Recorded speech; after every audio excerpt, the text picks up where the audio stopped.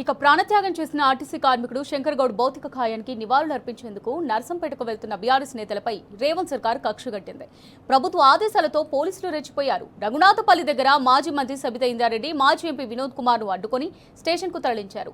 విషయం తెలుసుకున్న మాజీ ఎంపీ మాలోద్ కవిత, ఎమ్మెల్యే పల్లా రాజేశ్వర్ రెడ్డి స్టేషన్ ఎదుట బైఠాయించారు. గులాబీ నేతలపై సర్కార్ కక్షగట్టిందని మండిపడ్డారు.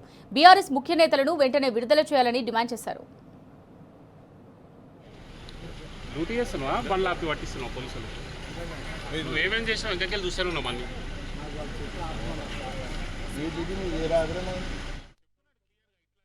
సమ్మె చేస్తున్నారు. సెకండ్ డేని ఇమీడియట్గా ప్రైవేట్ డ్రైవర్లను పెట్టి వాళ్ళని ఒక రకంగా రెచ్చగొట్టే ప్రయత్నం చేశారు. ఈరోజు ముఖ్యమంత్రి గారే దీనికి బాధ్యత వహించాలి, ప్రభుత్వమే దీనికి బాధ్యత వహించాలి. రెండవది, ఈరోజు వాళ్ళ కుటుంబానికి భరోసా ఇవ్వాలి. ఆ కుటుంబానికి బీఆర్ఎస్ పార్టీ అండగా ఉంటుందని కేసీఆర్ గారి నాయకత్వంలో ఈరోజు వినోద్ కుమార్ గారు కానీ, పల్లా రాజేశ్వర రెడ్డి గారు, కవిత ఎంపీ గారు, మాలోద్ కవిత గారు, సత్యవతి రాథోడ్ గారు, పెద్ద సుదర్శన్ రెడ్డి గారు అందరం కలిసి అక్కడికి వెళ్ళి వాళ్ళకు ఒక భరోసా ఇవ్వాలని ప్రయత్నం చేస్తే ఎక్కడికక్కడ మధుసూదనాచారి గారు ఎక్కడికక్కడ మమ్మల్ని ఆపేసి, ఎక్కడి నుండి అక్కడ శ్రీనివాస్ గౌడ్ గారు అందరినీ కూడా ఎక్కడ వాళ్ళని అక్కడ ఆపేసి మమ్మల్ని అక్కడ పోకుండా చేసే ప్రయత్నం చేస్తున్నారు. ఏమడుగుతాం మేము అక్కడికి వెళ్ళి? ఆ ప్రభుత్వానికి అండగా ఉండాలంటే మా కుటుంబంలో అవకాశం కల్పించాలి, ఉద్యోగం అంటాము. ఆ కుటుంబానికి ఒక ₹1 ఇవ్వండి అంటాం. ఎందుకంటే వాళ్ళకి ఇల్లు కూడా లేదట, వాళ్ళ బిడ్డ ఇంట్లో ఈరోజు వాళ్ళ డెడ్ బాడీ పెట్టినారంట. అలాంటి పరిస్థితుల్లో వాళ్ళకి ప్రభుత్వం ఆదుకోవాలని డిమాండ్ చేస్తాం.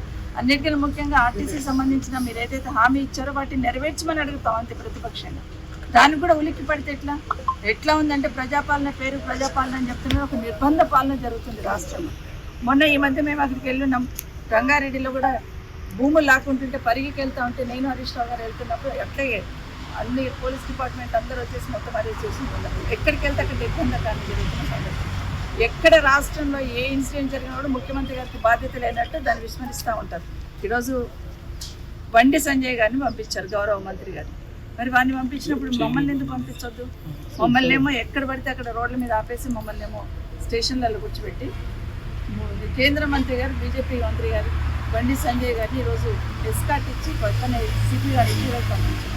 ఇదైతే మీరు చెప్పిన హామీలనే కదా ఈ ప్రభుత్వం చేయాలని చెప్పేసి ఇలా కార్మికులు కోరుతున్నది.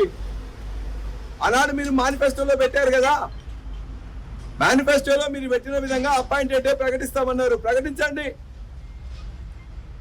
2021-25 సంబంధించిన పిఆర్సీ ఇవ్వలేదు, ఇస్తామని చెప్పారు, ఇవ్వండి. మహాలక్ష్మి అని చెప్పేసి పేద పెట్టింది కదా, మరి ఆ మహాలక్ష్మి కింద 3,000 కోట్ల రూపాయలు ఇవ్వాలి, ఇవ్వండి.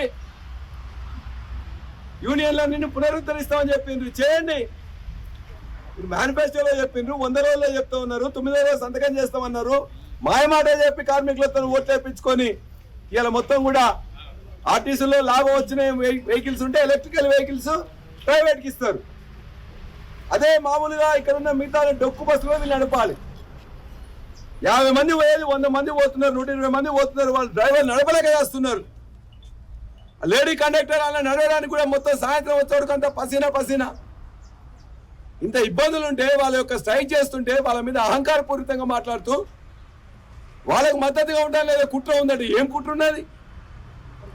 యూనియన్లో పునరుద్ధరించమంటే వాళ్ళు నువ్వు చెప్పిన మాటలు చేయమంటే కుట్రనా?